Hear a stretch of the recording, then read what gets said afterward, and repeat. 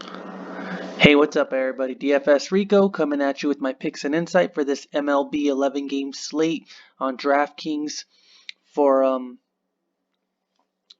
Tuesday, August 18th. Um, we got a 11 gamer. I think it might be 10 now. 1, 2, 3, 4, 6, 10. It looks like that Cincinnati and Kansas City game got postponed. I'm not sure why, but it did. So, looks like no Castillo or no Keller, I think, was supposed to be on the mound, which actually changes things up a decent amount, but yeah, but before I get into it, I just want you to like, comment, subscribe. That's all I ask for. I really do appreciate it. And if you like the content that I provide, I do have a Patreon for $10 a month, which I do a game, a deeper. It's just a deeper video. Really, no spreadsheets. I just go into the slates a little more for GPPs. For NBA, I'm doing it right now, and I'm doing it for MLB as well. But yeah, that's really all I'm providing over there. If you're fine with just cash and smaller GPP, that's what I will be providing here. I'll be going through two pitchers that I like, and then a stack that I like, and a one-off. Usually going to be like a cheap guy, a savings guy kind of guy, someone who will open up more upgrades at the rest of your for the rest of your lineup and stacks and stuff like that. But let's get to it. So, first thing I'm going to talk about is pitchers. We got Yu Darvish up top, 10.5 versus St. Louis. St. Louis, they're barely starting to play again. They were out for a while with the coronavirus thing. And Darvish has been dominating, man. Going back to last year, after the All-Star break, he's just been a beast. I mean, his first game wasn't the best, but after that, 29, 22, 37, his strikeouts. He had struck out 11 against Milwaukee the last time out. 10.5. I think he's the best pitcher on the slate. He's the one I would feel the most comfortable playing. Confident in, I guess. Like I say, he's going against St. Louis. Going over to plate IQ. You see the WOBA and the ISO from these guys over here. They have some lefties, but they're not that good of lefties. I mean, Carpenter going back to last season wasn't that good. Um, he's been playing decent these last couple games. Even Goldschmidt hasn't been the best, honestly. Uh, just Darvish is a beast. 31.2% strikeout rate. XFIP is solid. His ground ball, his fly balls are solid. Strikes out righties better than lefties, and this lineup will have a ton of righties. They'll have some switch hitters, but nothing I'm too afraid of. But I mean, you got guys on here. As a team, they strike out 24.4% of the time. The only guy that really doesn't strike out much is the leadoff guy, Colton Wong, but everybody else strikes out a good amount. Goldschmidt 25, O'Neill 31. After Goldschmidt, everyone is over 20%, which is very good. Even for righties, even the switch hitters, he still strikes out lefties at at 27%, which is not bad at all. I think he's the best pitcher on the slate. He's the one I will feel more comfortable playing in any kind of contest. Honestly, I prefer him obviously in cash and small GPP, but even in big GPPs, he's the best pitcher on the slate. He has the best upside on the slate for the amount of innings and pitches he's going to be throwing.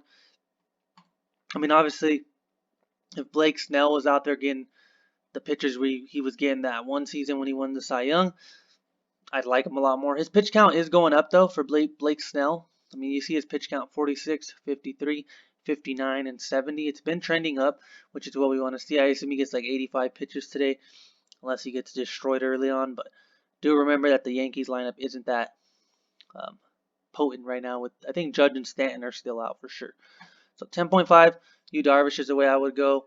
If I play someone after him, it'll probably be Blake Snell is the one I would I still like Snell. I think even though Carrasco and Maeda probably play more innings, Blake Snell just has really good upside, strikeout upside. It's really good.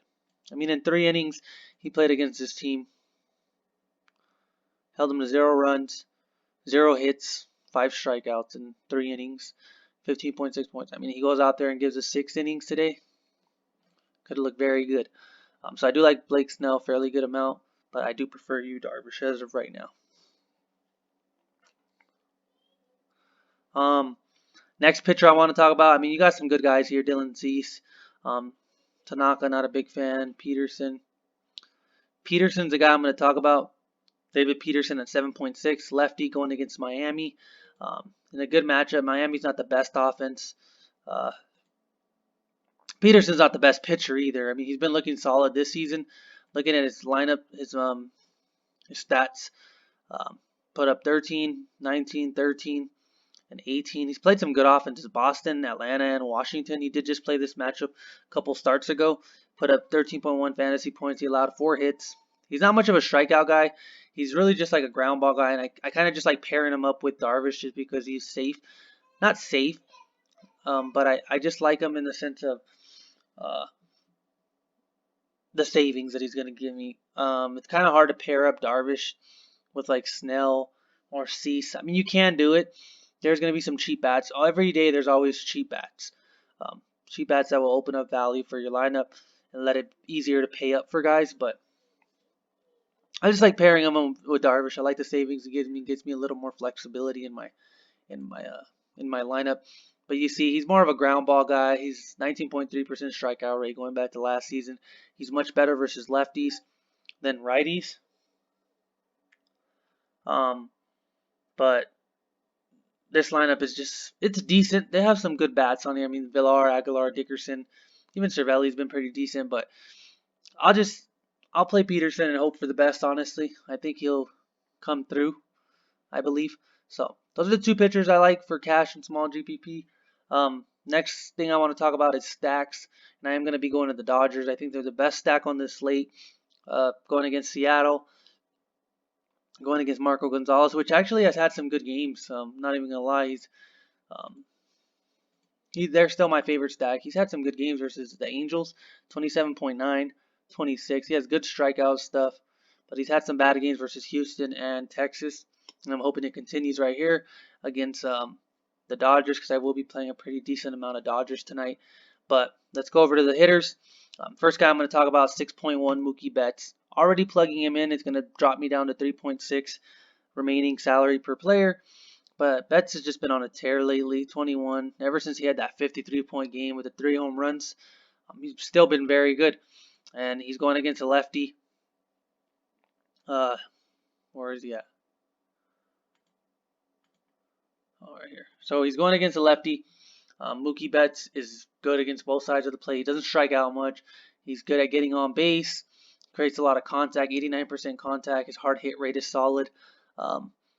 Just good. Marco Gonzalez is not really a guy that scares me. He struggles a lot more versus righties. He's decent versus righties, but he's not even good against lefties either. But Mookie Betts at 6.1. I think I'm just going to continue riding that wave. He is pretty pricey, but I do like him, and there are some players in this lineup that I think can save you some salary. And looking at the Dodgers, they have a 5.97 run implied total, which is something that I'm very interested in. But scrolling down, I'm going to give you some cheap guys that I like that you can round out the stack with. I typically go for a 5-man stack, but I'm just going to give you 3 guys that I like and then another one-off cheap bat. So Mookie Betts is the way I would like to start it, followed up by AJ Pollock at 3.9K. It's been looking very solid, 300 batting average, 5 home runs on the season, 13 RBIs, double-digit fantasy points over the last 4 games. We all know baseball is very volatile, but I like his chances. He has a good matchup, .223 ISO, .388 WOBA. Like I said, he doesn't strike out. This team doesn't strike out much. Gets on base. He's going to be batting. I was reading Bellinger's. But still, .223, .379. He's still very solid against lefties. At 3.9, I like him. He's going to be batting 4th. Super solid play. Righty versus lefty. Gonzalez isn't the best versus righties. 51.6% hard hit rate. So if he is creating contact, he is going to probably hit it pretty far, hoping he hits a home run. So I do like Pollock. And the next guy I want to talk about is Taylor. Chris Taylor at 3.2K. A lot cheaper, which already bumps me up to 3.7 remaining in salary. Like I said, this lineup is going to be expensive if you want to play other guys like Seager, Muncy, or Turner, or Bellinger as well. You're going to want to play some of these cheap Dodger guys as well if you're going to want to stack them. Going over to plate IQ, Taylor's pretty solid against lefties as well. .233 ISO, .344 WOBA. Good walk rate, 12.2%. So he's going to get on base, hopefully. His hard hit rate's decent. His contact's not the best, but it's the savings for me. I mean, like I said, you can even play Enrique Hernandez as well at 3.6. I wouldn't mind him. But I do prefer Taylor and Pollock because they are batting a little higher in the lineup. and I want those guys around, Bellinger, Muncy that can get on base. Hopefully these guys could bring them home and stuff like that. So I do like those three guys. That's the stack that I really like is the Dodgers, and pairing them up with Darvish and Peterson is a good way to go in my opinion. And then another cheap bat that I wanted to talk about just as a toss-in to give you more value is the catcher for the Braves, Travis d'Arnaud. Has been really good, .33 average, 3 home runs, 13 RBIs on the season, .952 OPS. He's looked very good. At 3K, I'll have a decent amount of him. Bumps my average remaining salary up to 3.9 again. So, I mean, like looking back at the Dodgers, you can see Bellinger at 5.6. I mean, you put Bellinger in, it's going to bump you down a pretty decent amount. But I mean, you still got guys like Muncy at 5.3. You got Seager at 5K. You got Turner 4.9, which I know hasn't looked the best, but I don't mind him at 4.9. He's a lot cheaper. 4.9, still 3.6. Like I always say, there's always going to be cheap bats to find. There's always bats, guys that come in at 2,000 honestly, and like you can fill in your lineup with some of those guys. I know there's a guy from Washington that played yesterday, and I played him. What was his name? Luis Garcia. He's at 2.3. He hit a home run yesterday. But it's guys like this that will open up your lineup fairly. I mean, you plug them in, bumps me up to 4.4K. So there's guys like that will open up your lineup fairly good amounts. So just be a little patient. Just focus on your stack, and eventually you're going to be able to plug in guys that are cheap, and then lets you open up your stack a lot better. But yeah, that's really it, guys. Thanks for watching. I appreciate it. Like, comment, subscribe. Thank you, guys.